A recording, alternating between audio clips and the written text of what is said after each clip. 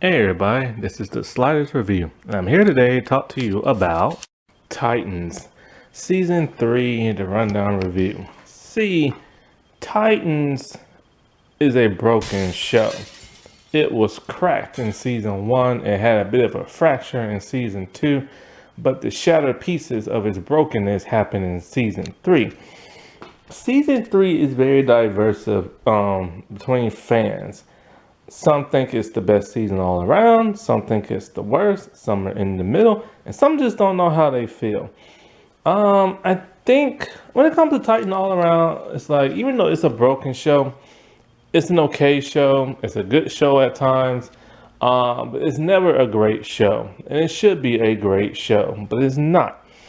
This show should have been the biggest thing to ever happen in the comic book world, and it fell on strange times, because the showrunners, the executive producers, and the writers just act like they don't know what the world they are doing, and they just can't keep things consistent.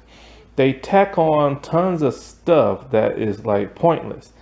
They add in all these weird timelines that when you start doing the math from season 3 all the way to season 1 and before that, things do not add up. It's like each writer that comes in does their own thing and nobody cares what the other person does. They drop storylines from previous seasons and they never go back to them. There are certain people who have romantic feelings and love attractions and relationships in one season that are completely abandoned in the next. Characters get written off this show because they can't find nothing for that person to do, and also now because the stars of this show, they're starting to get the memo. They're starting to see what the fans are saying. They're starting to see that this show is on its last legs. They're starting to see the bigger picture, and they're starting to take other roles are causing shooting conflicts and scheduling conflicts. One of the actors got killed off because he took a show on Amazon. Two of the other stars, they were doing other movies and stuff, and they had to be written off the entire third season and come back towards the middle. And when they came back, it was like the storylines that happened before just didn't matter no more. Other characters from the previous seasons have never been heard from again. Like I said before, storylines get dropped. This show is broken and the pieces are falling. They're falling on the ground and nobody wants to pick them up. And it's like, I don't know how long this show is going to last. It got renewed for a 4th season. And by the looks of it, look, they're taking a road trip around town. Here's the thing. We got deceived in season 2 when the finale happened and we thought Blackfyre was going to be the enemy. Turns out she wasn't in season 3. So maybe this road trip won't even happen. Not only that, but they took a road trip in season 1, if you forget about, because they want you to forget about that. Because they drove all around the country, trying to clear my throat. Trying to help Raven and stuff. And it's just like, this show makes no literal sense. Things just appear and then disappear with no explanation. Characters still are not written correctly on this show. Their powers are not portrayed correctly on this show. Their personality changes within episode to episode, and then they change again, and they go back, and then they change something different, then they go back to what they were. And it's like, I don't get that. Characters are soulless in this show. When their teammate dies and everything, they're supposed to be a team to come together, and they did for a short while. Then they all go to separate ways, and their leader is such a loner. He is the worst leader ever. And it's just what is wrong with this show? And it's so dark and gritty and moody. The color palette is back to being blue again, even more so than before. It's so dark sometimes you can barely see anything. The tone of the show is dark. The first season was a very dark and gritty show. characters did not act the way they did. You see Dick Grayson Robin, he's beating the snot out of people, stabbing them in the dick with like bladed weapons and stuff, bleeding people up, rubbing their faces on shard glasses and stuff. And it's like, dude, what happened to him? He says Batman's this like evil, monstrous type man.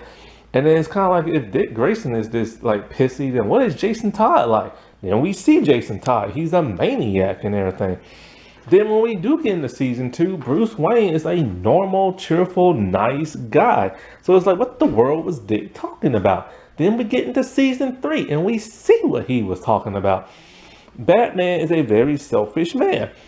And it's just like, I don't get it. It's like season 2 act like it never happened. But it did happen because Donna is dead. They had to address that. And it's like, everything that happened in season 2 barely gets repeated or barely gets mentioned in season like 3.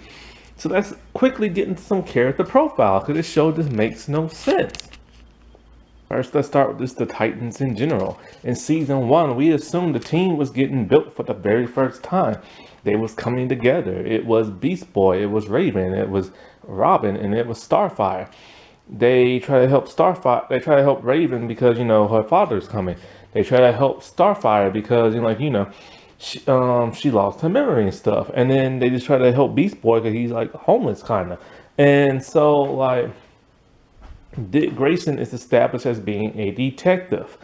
What doesn't make no sense about that is like the years that he left Batman don't like coincide with how long he's been a detective. You have to start off with being a cop first. You just can't jump and be a detective. I'm pretty sure you can't. That's not how that works, I don't think. So it's like, it took him a short amount of time to become like a detective. Then he leaves after the first episode and we never see him go back to work. Nobody from his work calls. It's like, do they like not remember he was a cop? And then, so, like, we get into the second season. In the second season, it turns out the Titans were already a thing many years ago. They broke up because of the events of Jericho. Slade stupidly told them, if you get back together, I'll come back and hunt y'all down. When he sees they form together, he's in a wood cabin. He has a thick beard on him. The next scene, he's completely shaven and he's in a nice place that's not a cabin and he's with his assistant. The pacing is so weird with this show. And so him and his daughter, they pretty much do the Judas contract. They adapted that into a very weird kind of way. As a result, Rose Wilson Ravenger, she falls in love with Jason Todd. She betrays her father and the team also. She joins the team at the end of the season and she's not seen in the third whatsoever. And then not only that, but Jason has decided that he no longer wants to be a Titan. He don't want to be with Bruce. He's going to go do his own thing. Because he fell out a window and got the piss scared out of him. Donna ends up dying and everything. Hawk and Dove break up. And it's just like all this stuff was happening in the second season. And then Dick goes to prison because he fights people at like a airport because he feels guilty and wants to be arrested, only for him to break out and become Nightwing. Here's the thing. He is a wanted fugitive. How come nobody is looking for him? Like, nobody is looking for him. And now in the third season, he's in Gotham City, still telling people he's a detective and everything, walking around free willy-nilly. And nobody is saying nothing. We have Starfire, who powers were glitching out in the second season and she lost them completely at the end of the season. And she tells Dawn, hey, I lost my power. Somehow in the third season, not only does she have her powers, but she has an alien, like superhero looking suit. Where did she get that from? Because her ship got blown up by her sister in the second season. Speaking of her sister took over the body of a woman. And she came down to Earth and transformed into like her regular form. We assume an alien invasion was gonna happen in the third season. None of that happens. They probably didn't have the budget because when you find out who the villain is in the third season, you're just like, huh? Then there's Raven in the second season. After defeating her father within like a couple of seconds, he's supposed to be like a god. He's literally the devil. And so like She defeats him, and then he gives her a jewel on her forehead and to control her powers, but her powers are out of whack to where her emotions create like shadow demon things that hurt and attack people. There's no follow up on that. There's no follow up on her powers glitching out. There's no follow up on her creating a hallucinant Bruce Wayne to like lure everybody in a calf and give them a pep talk so they can help Dick and everything. There's no mention of that whatsoever. Now we get into the third season. In the third season, they form as a team, and you know they're fighting along, and it's actually kind of cool. They're doing Under the Red Hood story arc. Jason, for some reason, has become Robin again. He decides he's gonna take on the Joker. Bruce tells him don't do that, and then he ends up getting killed with the crowbar, or so we think, because we're not really sure. This distraughts Bruce so much that he goes psychotic in the head. He breaks into Arkham Asylum without his costume, and he murders the Joker with the crowbar. He comes back. He tells Dick, be a better Batman. He can't do it. It turns out Bruce, this entire time, see, Barbara showed up in the first episode, or no, second episode, and she's really laying it into him. And it's like, we're like, why does she hate him so much? Because Dick used to hate him. We find out why. We found out in the first season, as soon as Dick left him, he replaced him with Jason Todd very quickly.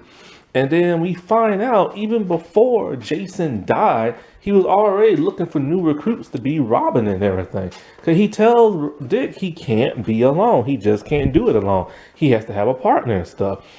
He leaves and goes to England for the rest of the season. Not sure why they wrote him off. Maybe he had a TV show, maybe he had a movie, or maybe they got the memo that fans have been saying he's too old to play Batman. He has an Irish accent that keeps coming out. He doesn't look or act like Batman. It was the wrong, huge miscasting. He's an amazing actor. The dude's amazing. Like, watch him in all kinds of stuff. Watch him in City of Vice. Watch him in Game of Thrones. Watch him in Tomb Raider. The dude's awesome, you know what I'm saying? But he's no Batman. And so the team, they come together and everything until Jason dies. They're heartbroken by that. And so we assume, oh, speaking of which, dead Donna Troy, for some reason, she's hovering over Jason's bed at night wearing a black dress in a ghost-like state. That is never followed up on. We don't understand why her ghost came and haunted Jason for. And then, so when Jason dies, all of a sudden the Red Hood comes up. Everything is going okay for now, except for character personalities that are still off. But everything is going okay. Jason is acting the way he did in the comic book when he was Red Hood. He chopped off the heads of the lieutenants and gave them to the mob bosses and everything. And he threatens to kill them if they like do this and do that. He's going to be running the streets.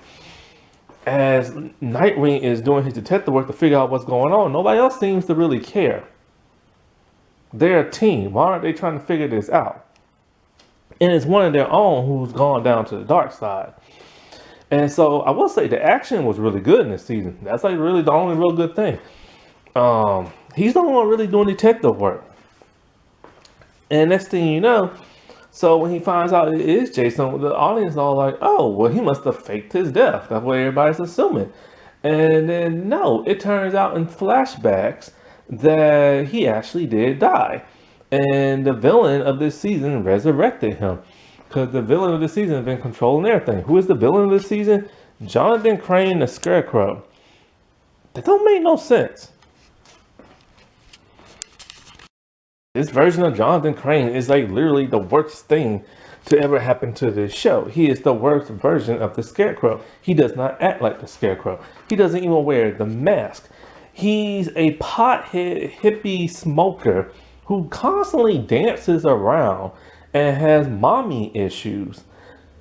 And so it's like he's a genius. He's a million steps ahead of everybody. He controls everything. He built he built Jason's Red Hood suit.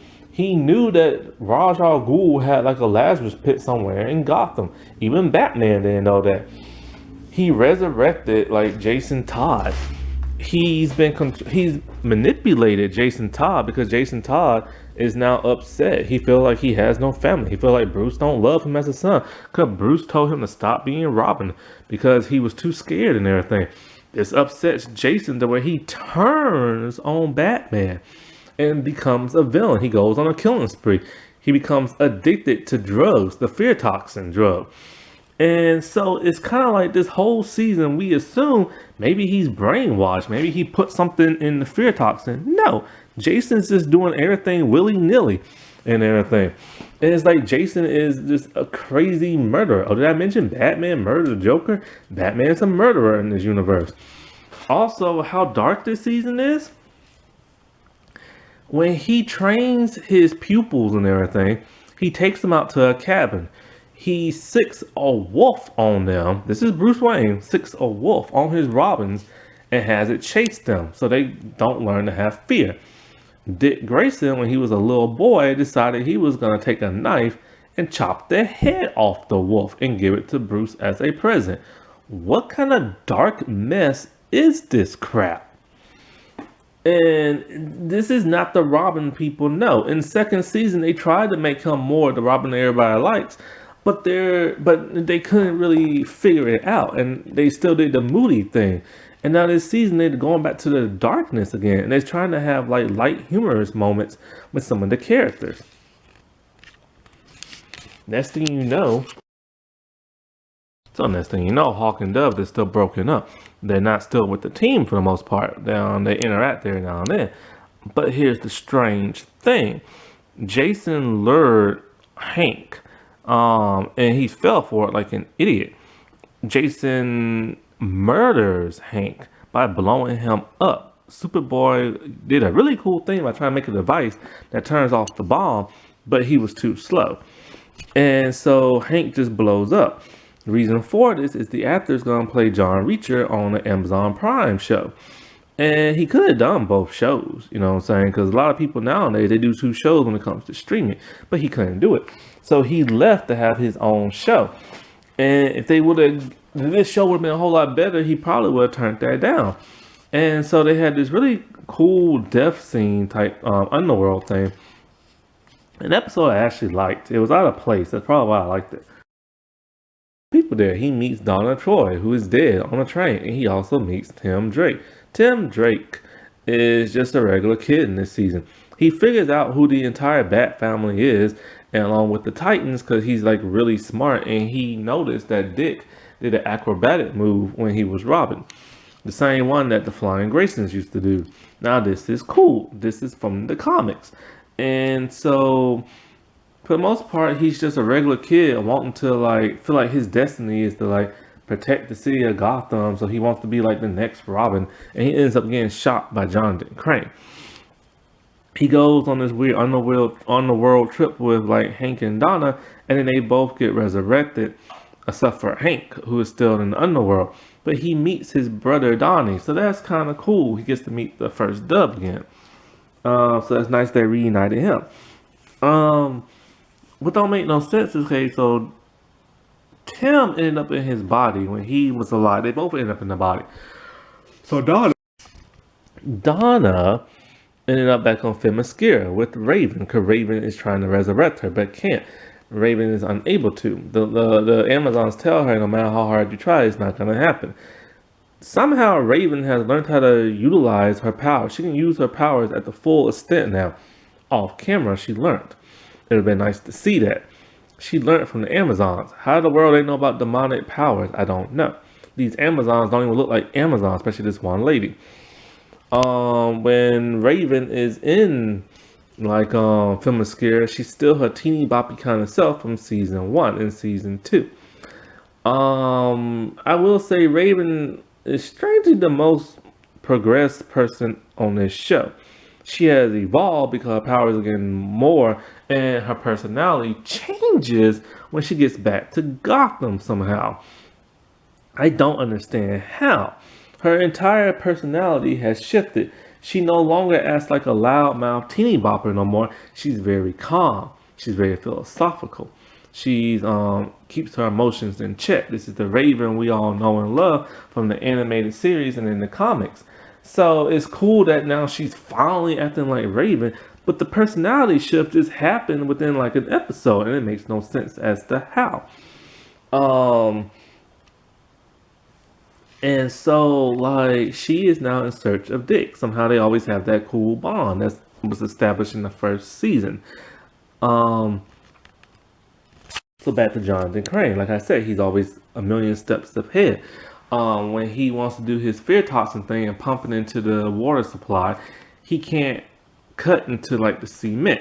This man tells him you're gonna need the power of the sun in order to do that. Somehow he figures out I can trick Starfire into doing this. How does he trick her?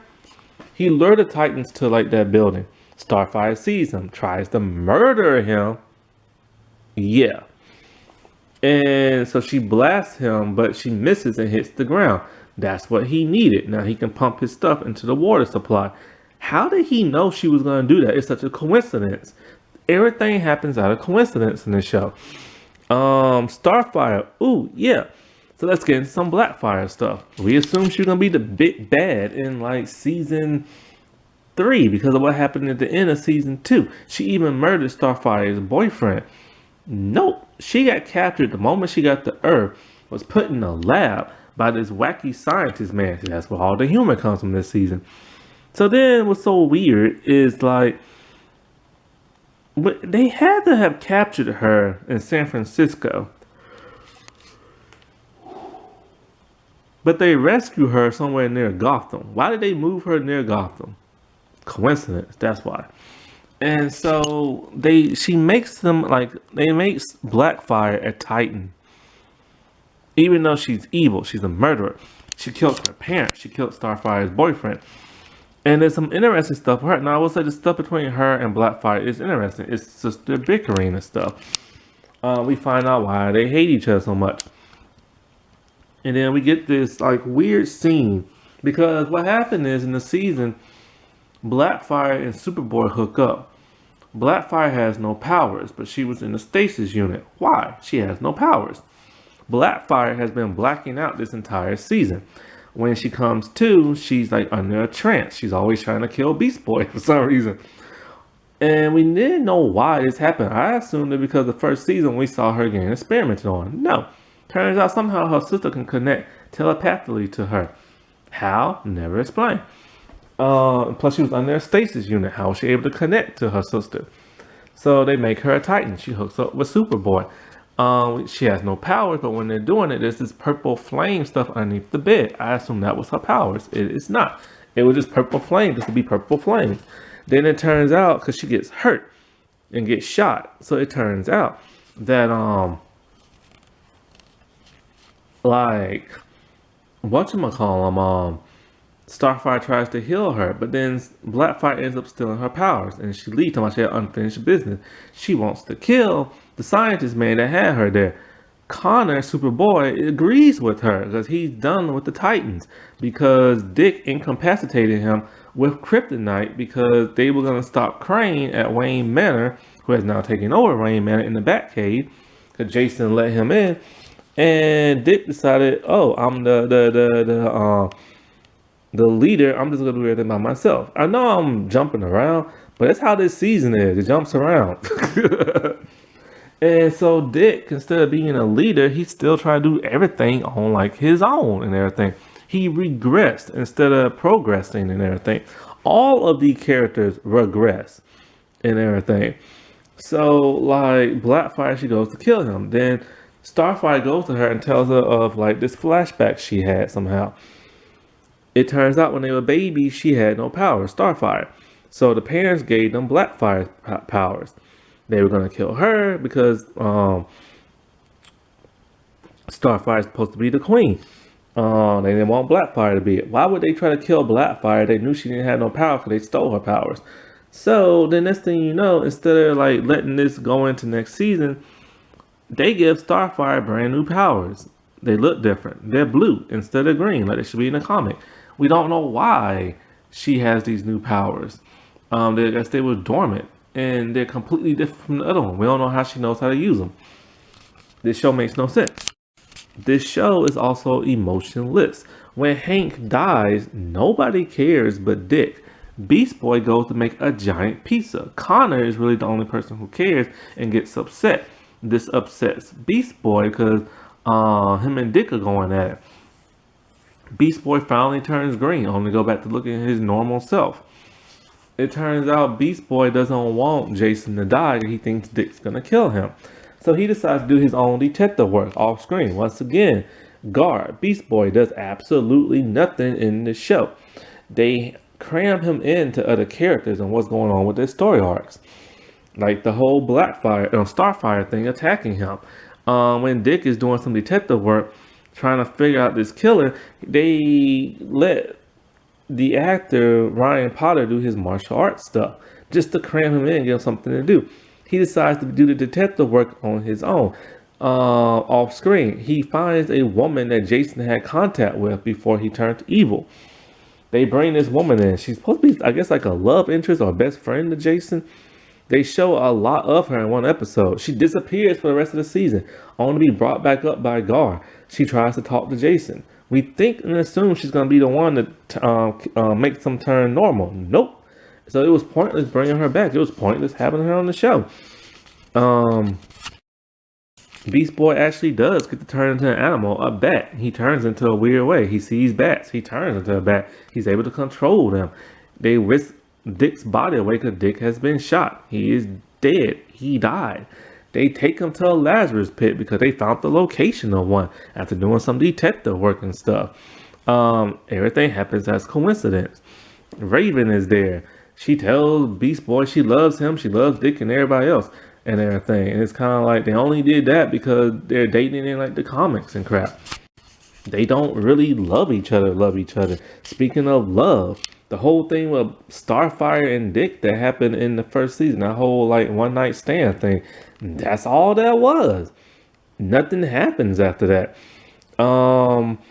Him having a love triangle between Don and Hank. Nothing comes of that. He even dreamed that he loved her and married her. Nothing ever came of that. They completely scrapped that in the first season, and they just had Hank and Dove do their own thing in the next season. When Hank dies, Dove is written off the stinking show because they could not find nothing for her to do on the show. She probably had like filming something else. These people are taking other projects because they don't want to be on this show. And so like she's completely written off after she tried to kill Jason, but it was like a gun with no bullets. And so she decides she's just gonna go to Paris. What the world? Speaking of things that happen at random, so like Bruce Wayne decided that, hey, after killing the Joker, I'm nuts in the head. He tries to commit suicide by burning the building that he's in. He's in London. Somehow, as he's dying, Donna Troy miraculously gets there. Here's the thing. She just woke up from the dead. She just got out the underworld and she goes there. Somehow she teleported there off screen. How did she even know Bruce was dying? How did she know he was in London? Somehow she just knew and was there. She saves him. And then she makes her way back to Gotham. How did she get to Gotham? She has no money to get a plane. She doesn't have a boat. She's traveling on foot when she does get to Gotham. But where is Bruce? He's not seen for the rest of the season until the last episode. Why didn't she bring him with her and stuff? And then so it's like when she comes back, the only person she interacts with is Tim Drake from the underworld. She doesn't even find the other Titans. Why is she interacting with him? Well, he's going through some stuff in the city because Jonathan Crane now controls the police station. They work for him now. What the world is going on here? They want to shoot up the streets and everything because Jason become a bit of an annoyance. He's tired of Jason. He gets rid of Jason. Jason is literally terrified of the Scarecrow. I'll get into the Scarecrow a little bit later. So she's constantly hanging around like Tim and she don't interact with other Titans, but then her mentor lady from Themyscira needs to test her before she comes back into the land of the living and resume her roles and stuff. They fight a little bit. The lady doesn't even question, like she questions like, are you even the real thing? No, she doesn't question if Donna Troy is real. She just came out from the dead. How she knows she's not a shape-shifting demon? She wants to know if she can still fight. This is bad writing. Who did I stop off of? Jonathan Crane. Let's talk about him. Like I said before, this is a weird review I'm doing. I feel like, why should I have to be coherent if the show isn't? So I'm just bouncing around the way it comes in my head and everything, because this show is broken and it broke my brains. This version of Jonathan Crane, I don't know if I mentioned this or not, he smokes pot, he dances, he has mommy issues. He goes to his mom and put his head on his mom's lap. When he finds out she betrays him, he kills her and everything. He never puts on the mask. He's about to, until he's in the Batcave and he listens to Bruce's audio and how Bruce is making fun of him, pretty much talking about how the Scarecrow is the real person and the fake identity is Jonathan Crane. Nobody's scared of Jonathan Crane, he said. They're only scared of the Scarecrow. This pisses him off. He has a nervous breakdown. He cuts his face with tons of scars. He kidnaps a piece of delivery dude and he tries to scare him. Then he ends up killing him. What the world? And his big plan is just to make everybody kill themselves with the fear toxin. So he pumps it in the water supply.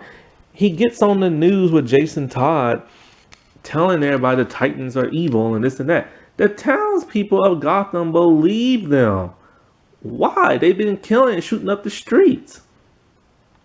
And the Titans are the heroes. Speaking of the Titans, sometimes they always go places in their regular clothes, especially Dick. Dick is constantly hanging out with the Titans in his civilian clothes. How do people not know that they're all connected?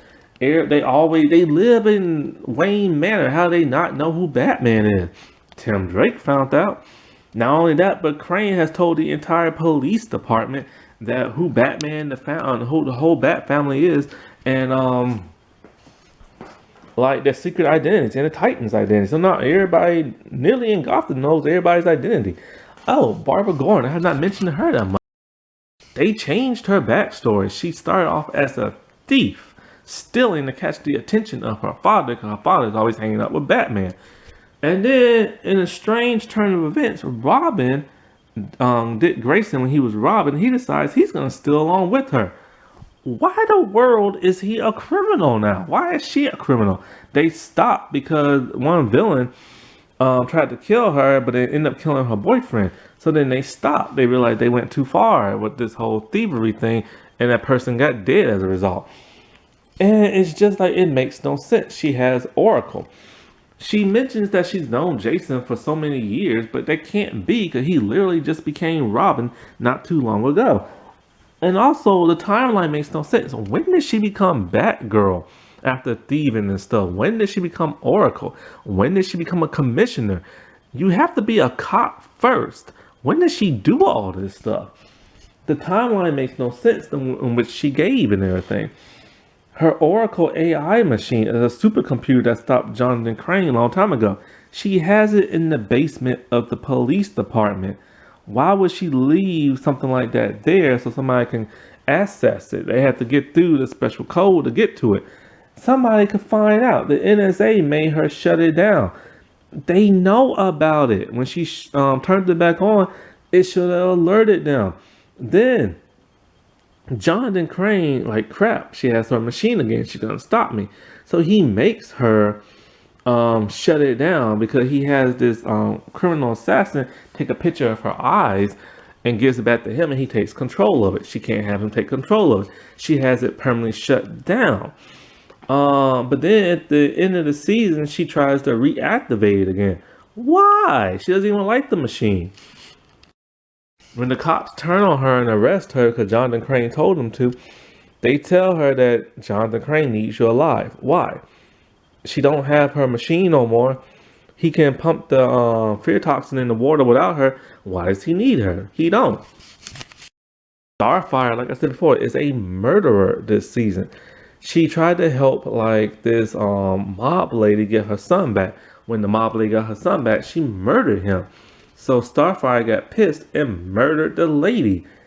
You're not supposed to do that to your villains. Superboy, oh my god, he turns evil for like a couple of minutes. Like, when Blackfyre gets shot, he gets pissed.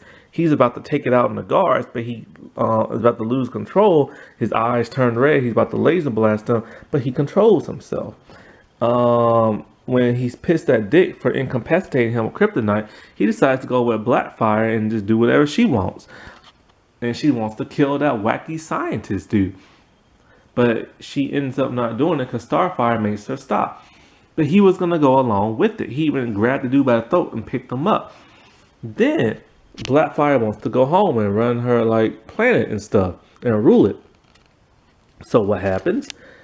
Superboy helps with making her fuel source, but he sabotages it and makes the plane blow up. He wants her to stay on Earth. He turns around with an evil look in his eyes. They got the laser vision. In the next episode, he's back to being a nice super guy. Talking about he just got like upset and everything. Things just happen and you don't have time to digest it because they get resolved by the next episode. In the next episode, he's back to being nice again. He doesn't turn evil and he even lets her go. This makes no sense. Like I said before, Dick Grayson dies in one episode. The next episode, he's resurrected in the Lazarus pit. We don't have time to digest it. Speaking of which, he went inside the Lazarus pit with his Nightwing costume and mask on. He comes out of it wearing regular clothes. That makes no sense. I think Jason Todd came out of that thing, went in naked, came out naked. So that didn't make totally no sense. And when he was in the Lazarus pit, he hallucinated, had a dream. He dreamed of Jonathan Crane turning him into the Joker because they were not allowed to use the Joker. They were only allowed to show the back part of the Joker beating Jason with the crowbar. And then what's so ironic is that Jonathan Crane is this version of Hugo Strange and the Joker. See, let me explain. They can't have the Joker. They want the Joker. This Jonathan Crane dances around like the Joker from the Joker movie. This one has scars around his face like the Joker from Heath Ledger, The Dark Knight.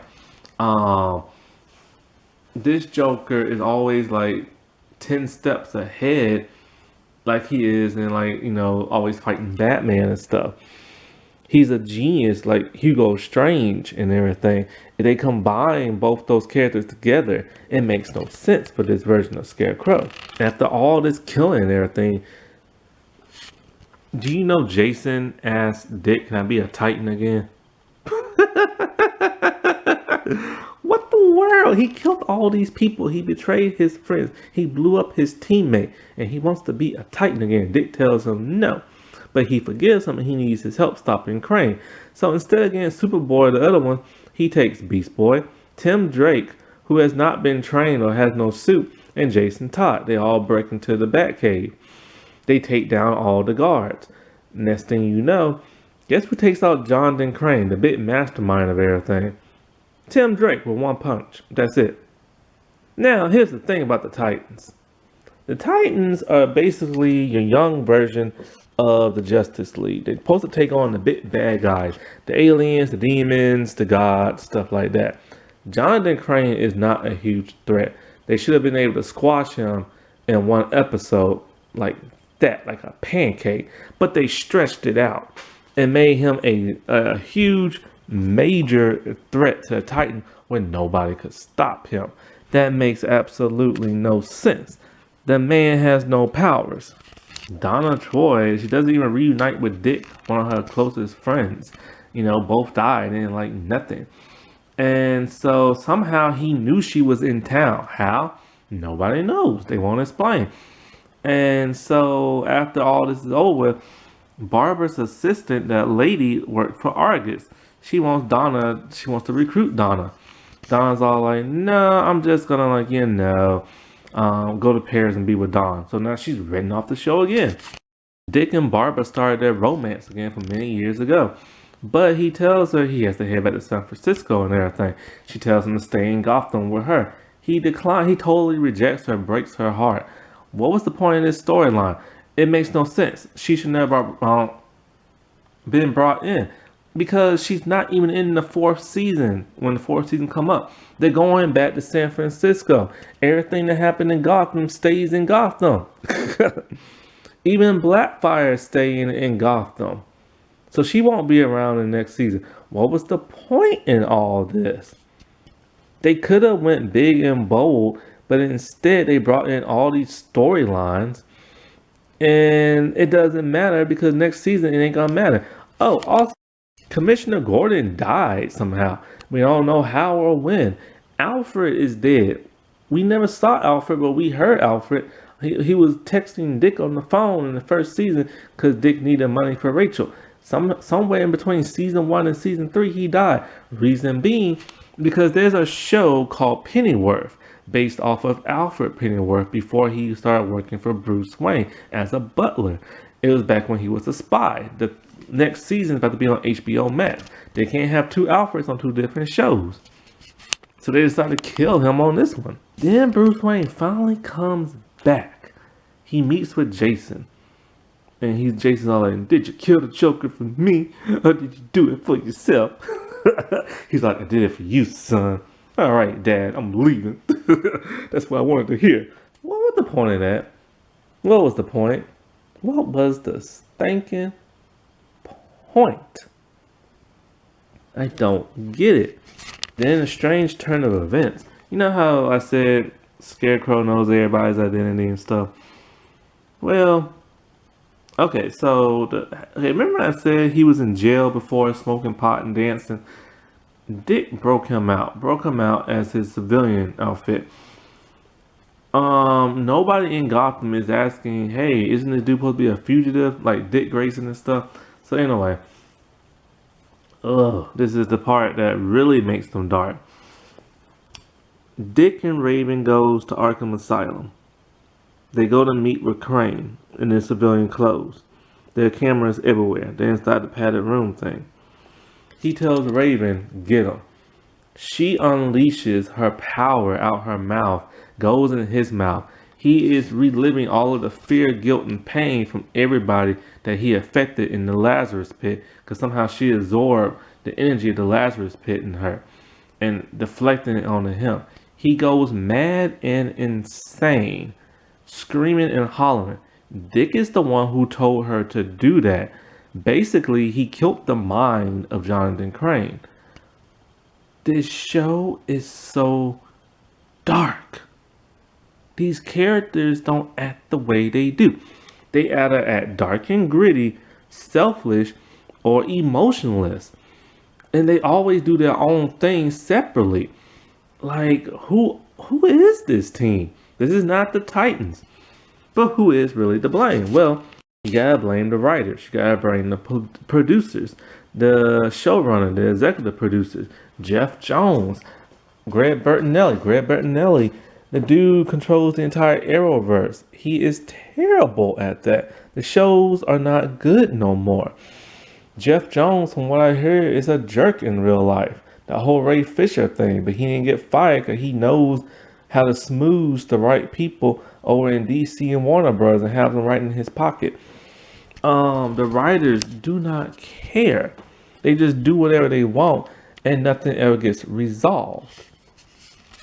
So then at the end of the season, he takes Tim Drake with him. He's gonna train him to be the new Robin. But Tim has a family. Aren't they gonna be missing him? And they get in the RV and go on a road trip back to San Francisco. Here's the strange thing.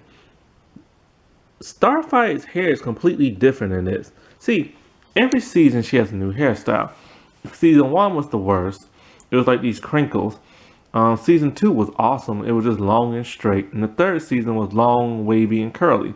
She's had the long, wavy, curly hair all season in season 3. At the very last episode, she's back to wearing her season 2 hair.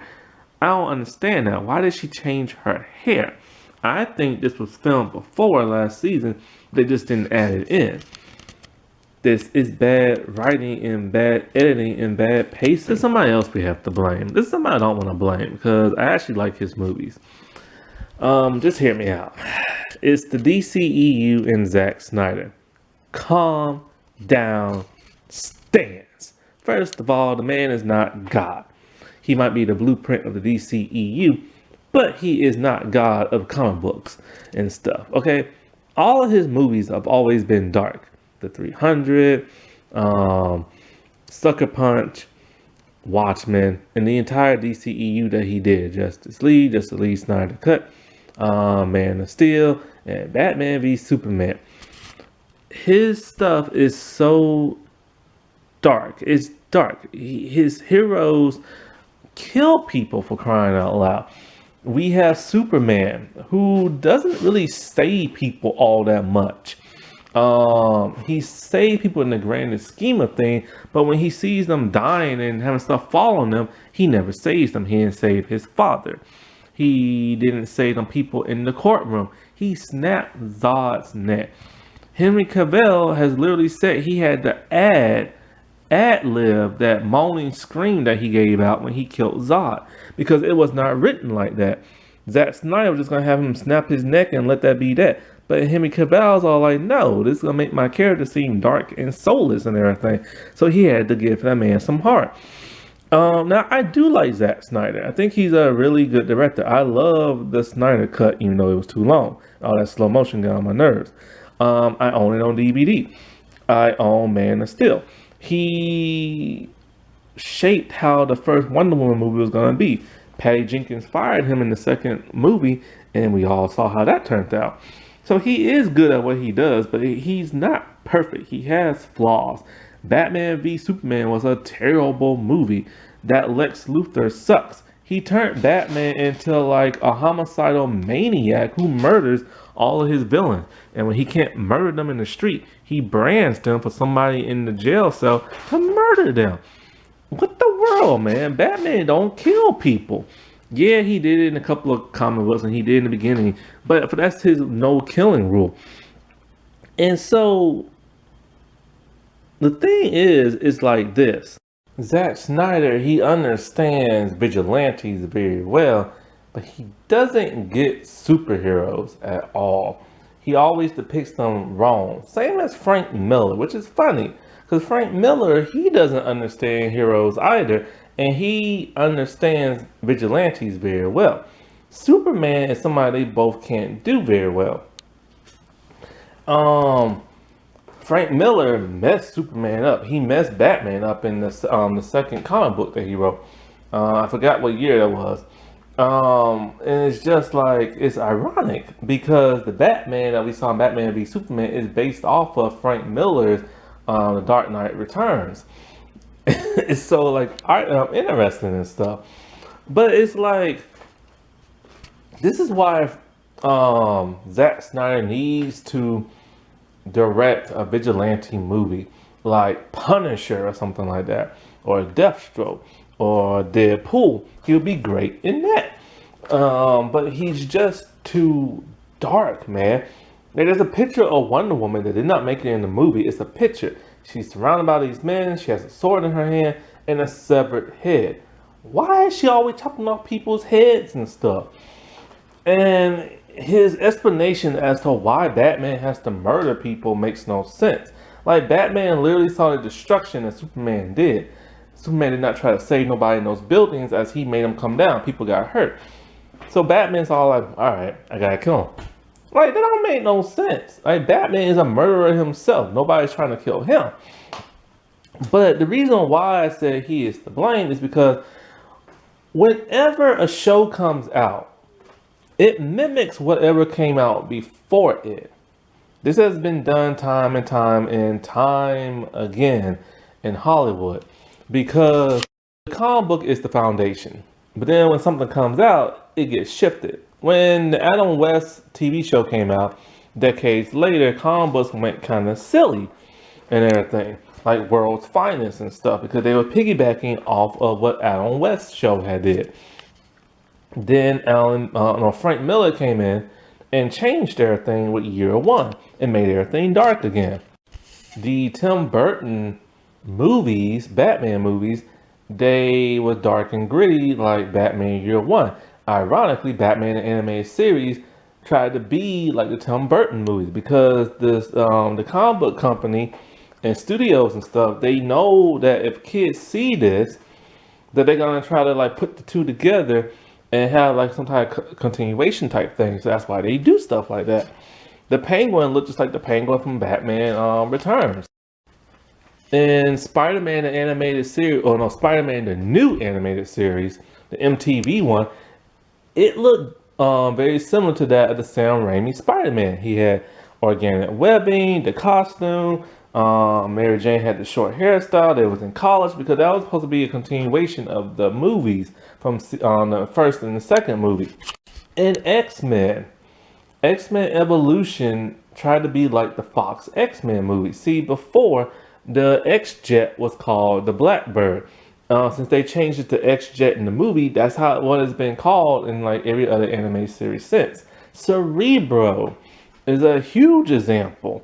See, Cerebro used to just be like Charles' little helmet thing that comes down out the ceiling in the war room.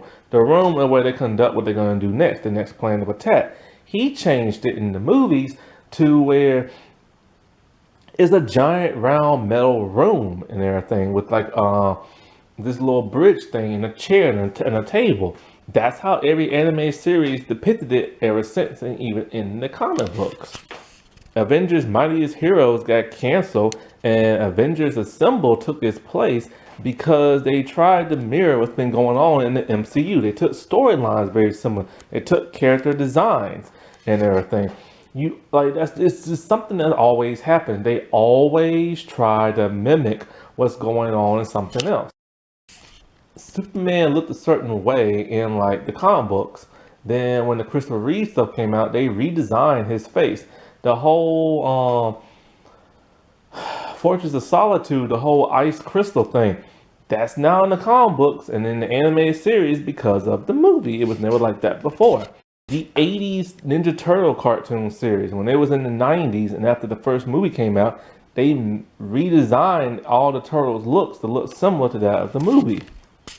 So Titans, oh, I also forgot, the Arrowverse, the show Arrow, when they tried to be like Christopher Nolan's The Dark Knight trilogy, it was very grounded until they decided to bring in metahumans and they decided to change it. Why? Because the Nolan movies were gone at that time. And Titans, it gets its dark nature from the DCEU when it first started because Zack Snyder made it dark. That was until his tragic passing of his daughter and WB cowardly like fired him and stuff. And so they went into like a much lighter, humorous tone with Shazam, Wonder Woman 84, Aquaman, stuff like that.